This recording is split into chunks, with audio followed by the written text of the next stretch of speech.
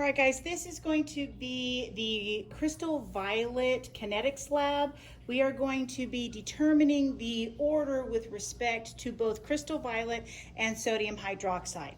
The sodium hydroxide data has been provided to you in a Google Sheet, so you will use that to determine the the reaction order with respect to sodium hydroxide. However, for crystal violet, because it is a deep purple color, we're actually going to be using absorbance to determine the reaction order with respect to crystal violet. So we're going to be taking down absorbance readings every 20 seconds for 15 minutes. You will then use that to determine concentration, and then you will also determine the natural log of concentration and 1/over concentration. By doing that, you're going to be graphing both the concentration, the 1/over concentration, and natural log to determine if crystal violet is a 0 order, 1st order, or 2nd order reactant. That's going to be a follow-up to our integrated rate laws. So to start with, we're going to zero out our colorimeter. I have it set for 565 nanometers, which is close to the maximum absorbance for crystal violet based on the pre-lab information. So I'm going to put the distilled water into the chamber. I'm going to hit calibrate. And when it is done, I'm going to take that out. I'm going to leave the chamber open so that I can quickly get the new cuvette into the chamber. It is likely that we will miss time 0 and time 20 absorbance readings. So I'm going to first add the sodium hydroxide. This is 0.4 molar sodium hydroxide, 0.4 molar. Okay, and then I'm going to be adding the crystal violet. Now, as soon as I add the crystal violet, I'm going to start the timer because the reaction will start. I will go ahead and stir it, then I will add it to the cuvette, then I'll put the cuvette into the colorimeter. So I'm going to be adding the 0.005 molar crystal violet. I'm going to start the timer. I'm going to stir a little bit.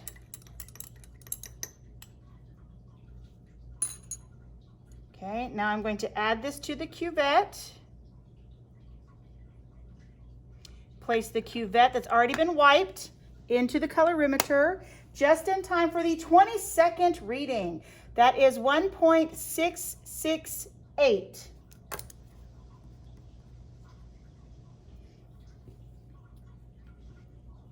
Now we'll be taking readings every 20 seconds. You can watch what the reaction does in the beaker as we take readings. 40 seconds, 1.795.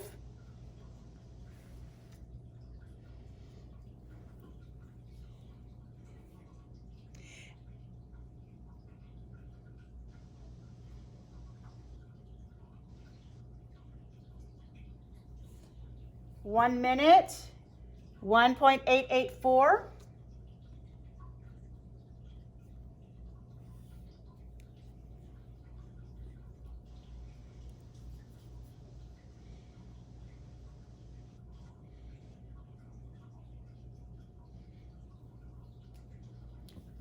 A minute 20, 1.937.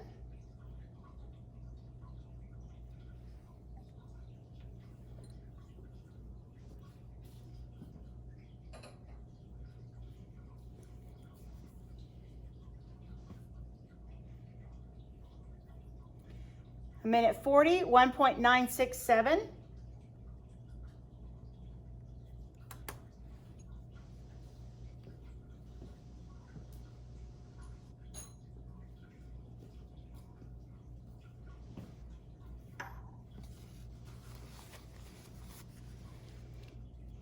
Two minutes, 1.991.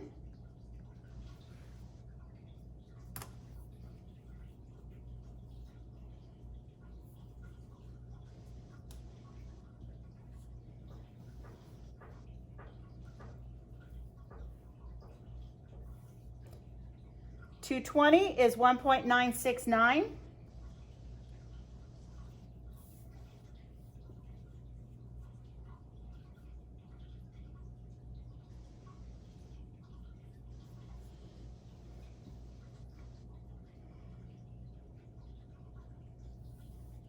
To 41.922.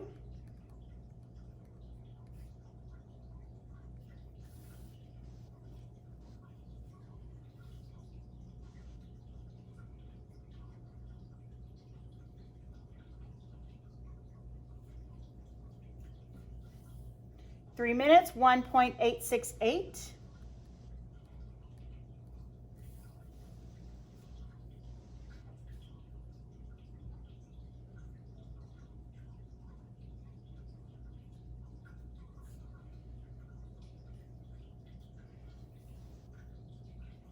Three 1.810.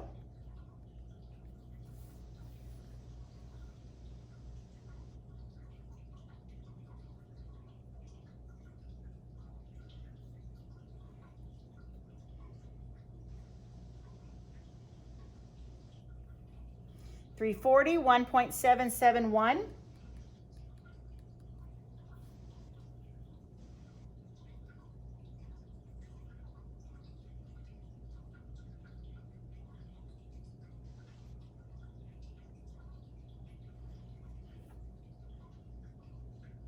4 minutes, 1.736.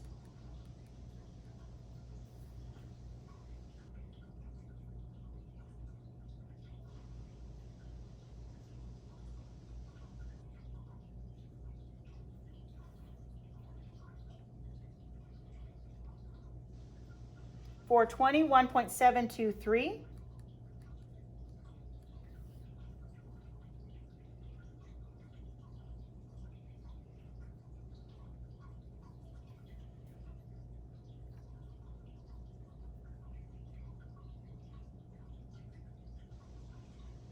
440, 1.702.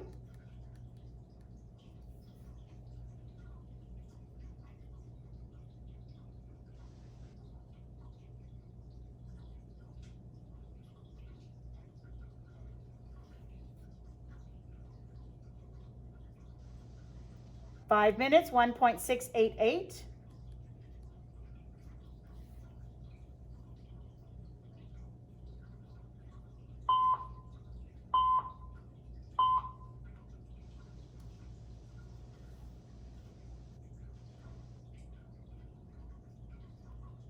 520, 1.673.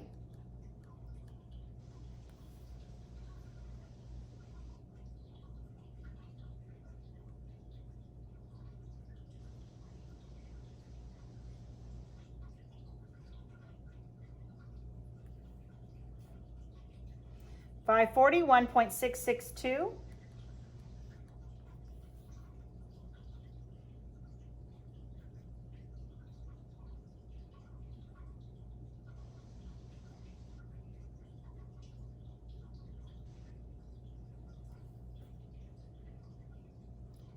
6 minutes, 1.663.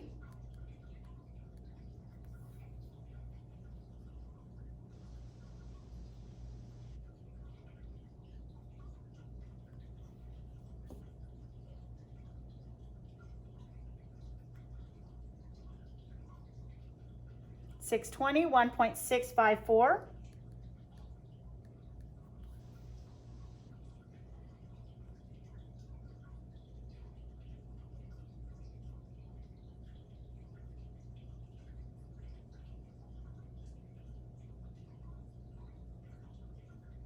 640, 1.642.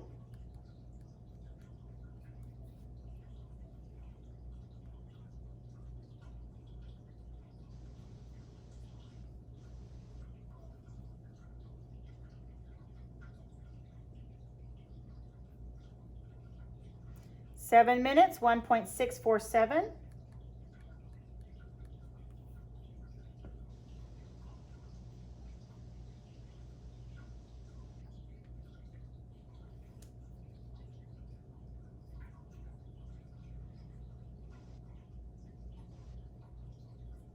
620, 720, 1.636.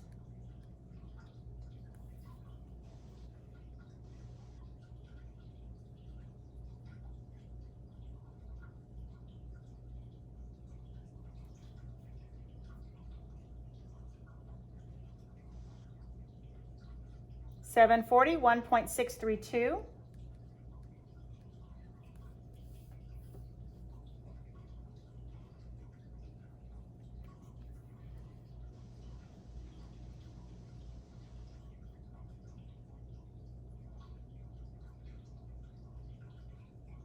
8 minutes, 1.629.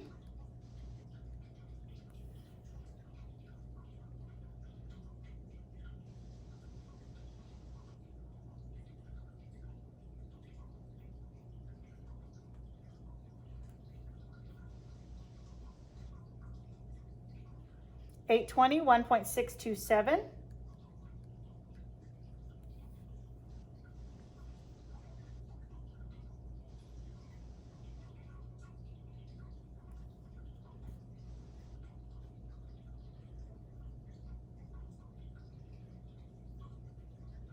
840, 1.627.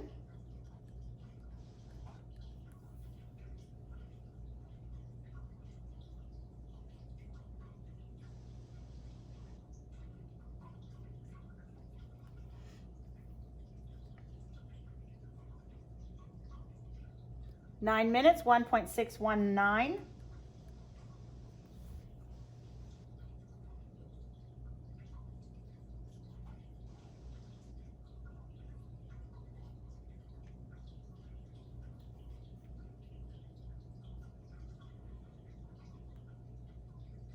920, 1.613.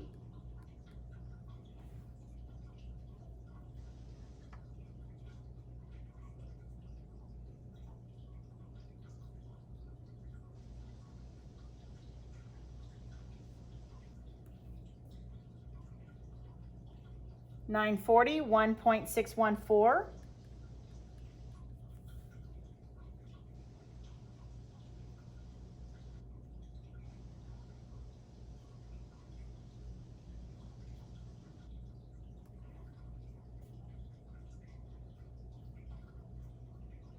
10 minutes, 1.609.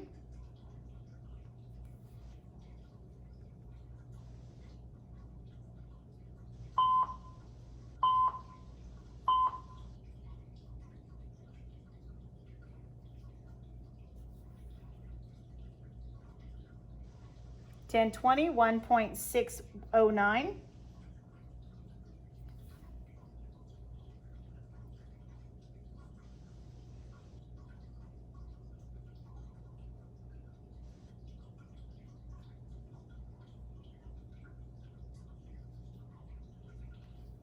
1040, 1.608.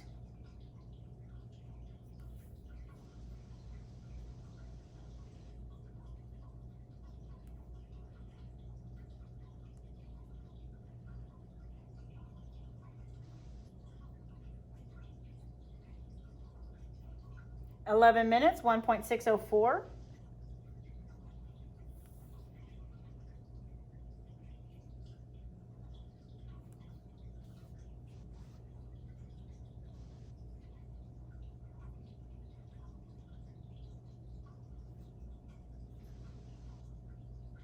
1120, 1.603.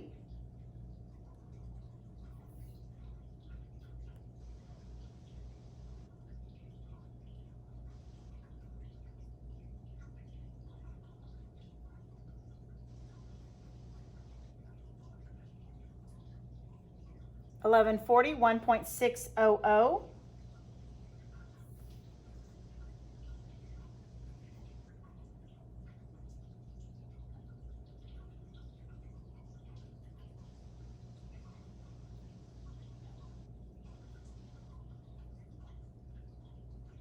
12 minutes, 1.595.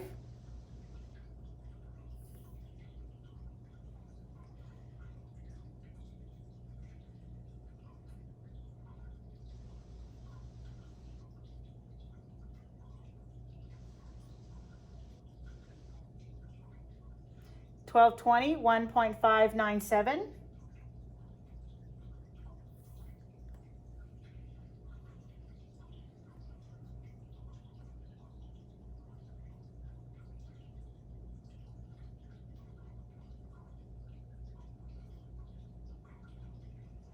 1240, 1.595.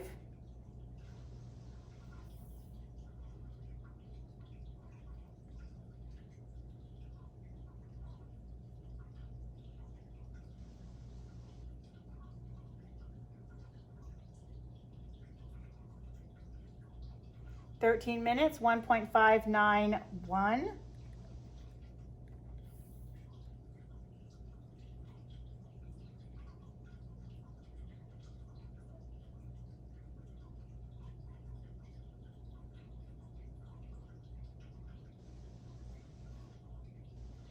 1320, 1.590.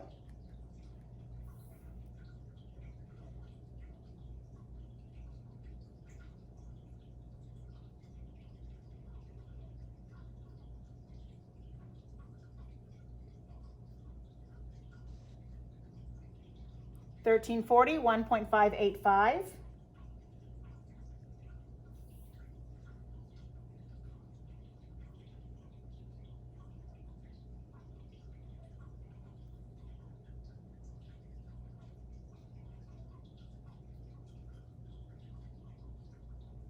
14 minutes, 1.582.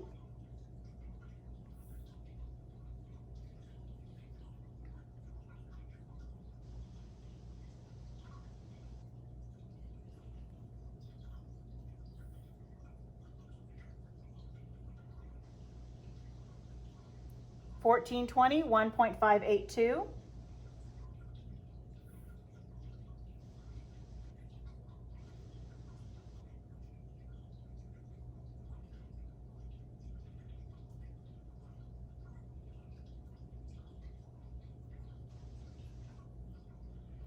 1440, 1.576.